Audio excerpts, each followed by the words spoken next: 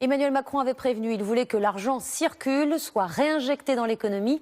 Le moins qu'on puisse dire, c'est qu'il fait tout pour qu'on ne soit plus tenté de garder son bas de laine. Le gouvernement s'attaque à pratiquement tous les produits d'épargne. Il gèle le taux du livret A, taxe les plans d'épargne logement et les plus gros contrats d'assurance vie. Les détails avec Magali Boissin et Jacques Duboz. Décourager l'épargne avec plus de taxes et moins d'intérêts à la clé, c'est le choix du gouvernement. Avec d'abord une offensive contre le plan épargne logement. Aujourd'hui taxé à 15,5% pendant 12 ans, ce sera à partir du 1er janvier 30% dès la première année pour les nouveaux contrats.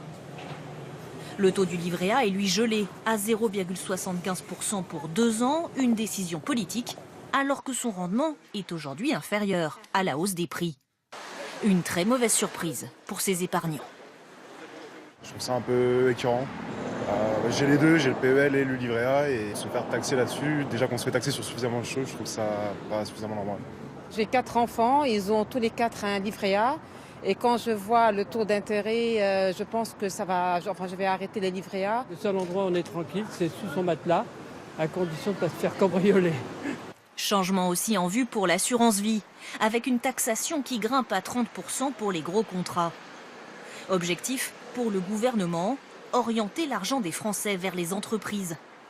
Mais pour ce spécialiste, il risque de rater sa cible. Le gouvernement fait le pari de changer les comportements d'épargne des Français. Le risque, évidemment, c'est que face à ces changements importants, le Français prenne peur et se dise « Eh bien, dans ces cas-là, je préfère laisser dormir mon argent sur le compte courant, sur les dépôts à vue. » Au total, près de 430 milliards d'euros dorment déjà sur les comptes courants, un record historique.